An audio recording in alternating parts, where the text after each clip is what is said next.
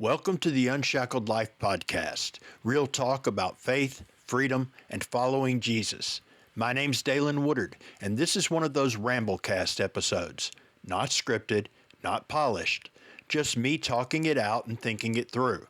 They may have even been recorded on the fly with interruptions or background noise. If you're up for an honest, sometimes messy, but hopefully meaningful musing, you're in the right place. Let's go.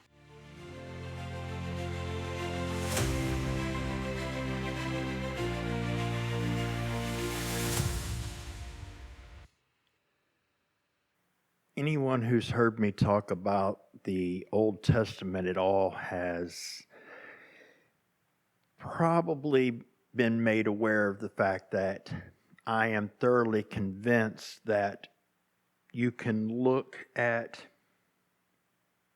any of these seemingly harsh moments of judgment from God and see grace.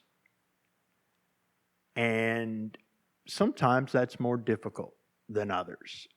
And I have mentioned before that I've seen a few that I may not see it on this side of eternity. But I've seen enough to know that it's there. And one of them that I saw justice.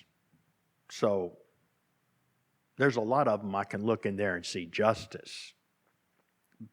But God's not just a God of justice. There's also grace in the Old Testament. And I see justice and not grace. And God always mixes justice with grace on this side of eternity, if you let Him. And one of them that I didn't see much grace in is how Saul lost his throne. He hadn't been king long. He is technically the second king of Israel. And the first was such a disaster that they kind of pretend he doesn't even exist and call King Saul the first king. But really he was the second. But he was the first one chosen by God. Hadn't been king long. He wins a battle. He has the spoils of war. And he's supposed to wait for the prophet for a sacrifice to be made in thanksgiving for the victory. And he disobeys.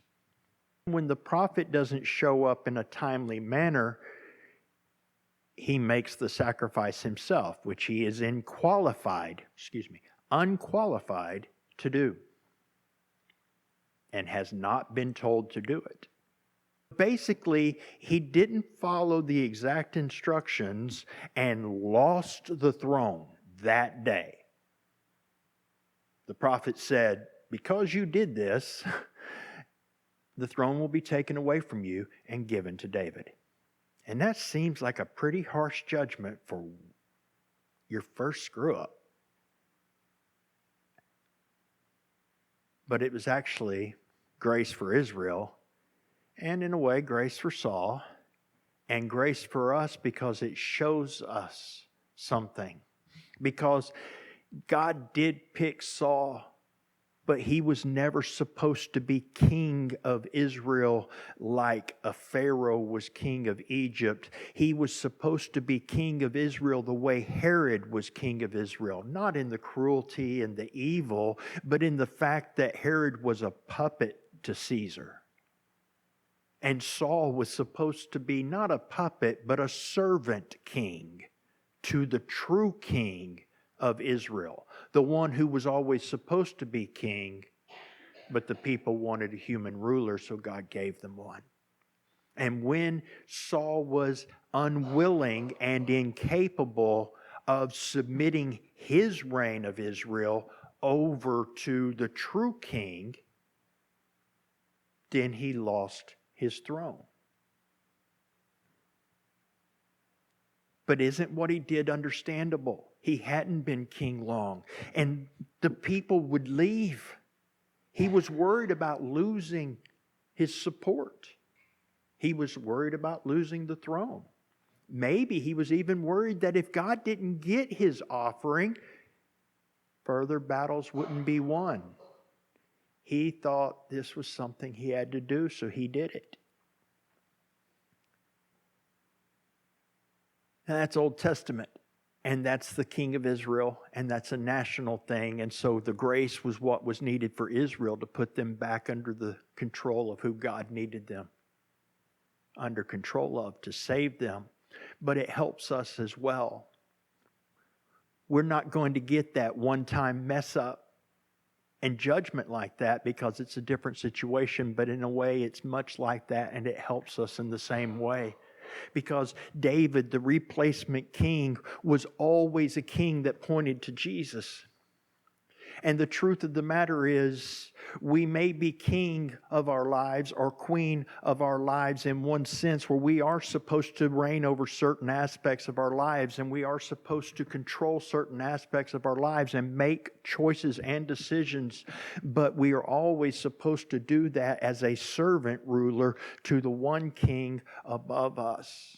And when we are unwilling to do that, we are told that we are no longer qualified to rule our lives, and we are dethroned for the one that David pointed to, Jesus, who takes his place as the rightful ruler.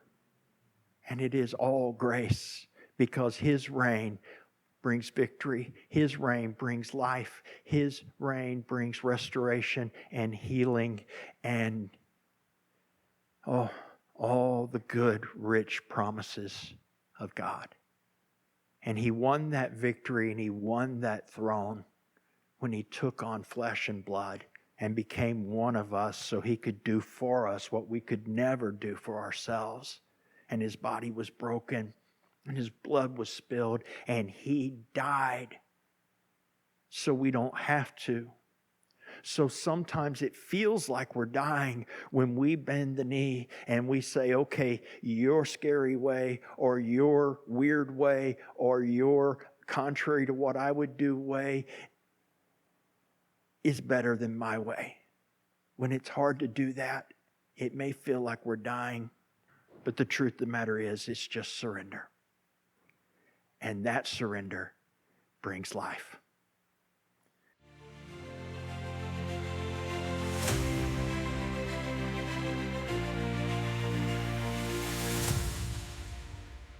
Thanks for spending some time with me today. If this Ramblecast sparked a thought, stirred something in you, or gave you something to wrestle with, I'd love to hear about it. You can reach out by email to dalynwoodard@minister.com. That's DALYNWOODARD @minister.com. And if you're finding these episodes helpful, feel free to share them with someone, or leave a comment or a review. Until next time, be blessed, and remember, when you fix your thoughts on God and build your thinking on the foundation of His truth, God fixes your thoughts.